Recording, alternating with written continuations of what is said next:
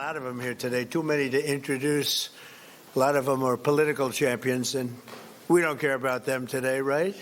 Right, Duffy? But we have, most importantly, wonderful people that love our country. And before we begin, I think I will say a few words about what's going on with respect to our operation in the country of Iran.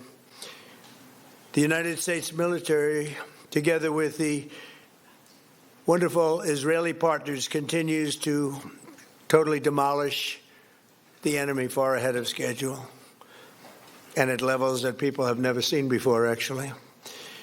We're destroying more of Iran's missiles and drone capability every single hour, knocking them out like nobody thought was possible. As soon as they set off a missile, within 4 minutes, the launcher gets hit. They don't know what's happening. But we have the greatest military anywhere in the world. Their Navy is gone. 24 ships in 3 days. That's a lot of ships. Their anti-aircraft weapons are gone. So they have no air force. They have no air defense. All of their airplanes are gone. Their communications are gone. Missiles are gone, launches are gone, about 60% and 64% respectively.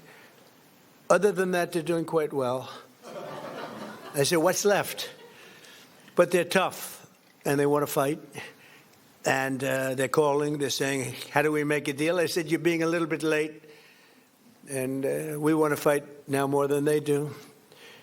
We've had 47 years, depending on the way you count it, but 47 years of horror with this group. And, when you see somebody walking down the street without their legs, without the arms, whose face is so badly affected and hurt, it mostly came from 95% Soleimani and Iran.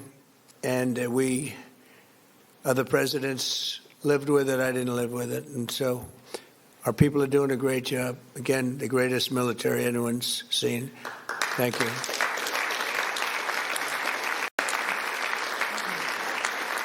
Thank you very much.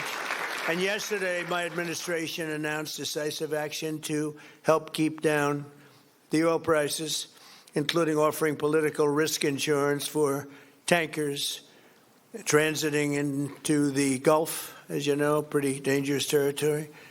Further action to reduce pressure on oil is imminent, and the oil seems to have pretty much stabilized. We had it very low, but I had to take this little detour, if it's okay with everybody. Scott, it's okay with you? Scott's the one who has to put up with it. He said, you have to do this now? I said, I have to do it, Scott, right? But it's been very strong, and everybody, including Scott, everybody feels we had really no choice. They were going to hit us if we didn't hit them, because they're crazy. And in the long term, the actions we're taking will dramatically increase the stability of the region and oil prices and stock markets and everything else. We set the all-time record in history with the Dow going to 50,000. So Dow was at 50,000. It was supposed to be maybe, if we were lucky, within by the end of my presidency in 4 years. And we did it in my first year. We did the S&P 500. We did that in a period of less than a year. And that was even tougher than the Dow, they said, so it wasn't going to happen. But we have a great country. We have a country that's never done this well. We've had tremendous success in so many different ways. I built the military and rebuilt it in my first term, and we're using it more than I'd like to use it, to be honest with you. But when we used it, we found out it certainly did work. When we look at Venezuela, when we look at the first attack, Midnight Hammer, in Iran, which really set the stage for what we're doing right now, it's been pretty amazing. And I'm once again calling on all members of the Iranian Revolutionary Guard, the military and the police, to lay down their arms. They're only going to be killed. And now is the time to stand up for the Iranian people and help take back your country. You're going to have a chance after all these years to take back your country. Accept immunity. We'll give you immunity. And we'll be giving you really the right side of history, because that's what it is. So you'll be perfectly safe with total immunity, or you'll face absolutely guaranteed death. And I don't want to see that. They don't want to see it either. We also urge Iranian diplomats around the world to request asylum and to help us shape a new and better Iran with great potential. It's a country with great potential, a much better future for Iran. It's now beginning. It's going to be, I think, a great future, and the United States will ensure that whoever leads the country next, Iran will not threaten America or its neighbors, Israel, anybody. If you look at what happened, they had missiles aimed at all of these other countries, Qatar, Saudi Arabia, UAE, many others, that weren't really involved very much, and they had missiles aimed. Well, they were aimed there long before this ever started. They were going after the entire Middle East, and then we came along. We blew up their party.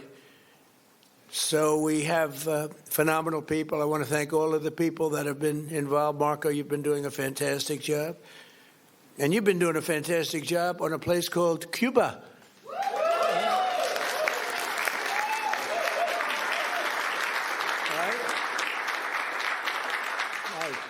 And A-Rod came in before. I said, hey, do you want to come up to a little award? He's gone to plenty of award ceremonies. Thank you, A-Rod. Big fan. But what's happening with Cuba is amazing. And we think that we want to finish this one first, but that will be just a question of time before you and a lot of unbelievable people are going to be going back to Cuba. Hopefully not to stay. We want you back, and we don't want to lose you. We don't want to make it so nice that they stay.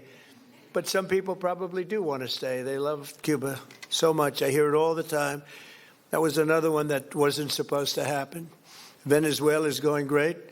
It's been stabilized. We have a wonderful person as your president-elect, Delcy Rodriguez, and she and her staff have been doing a fantastic job working with us. We're taking out hundreds of millions of barrels of oil, and it's going to Houston and various other places where it's being refined, and we're sending them back far more money than they've made in many years, and actually very shortly it'll be more money than they've ever made. And Venezuela is working. So we've had a lot of countries in places that truly love, you would say football, I would say soccer, but these are all countries that love football/soccer. And so I think the group likes it. And if you'd like, you could sit. I know I'm a very exciting speaker, but you can sit down if you'd like, okay? I'm looking at everybody standing. I'm saying, let's sit down.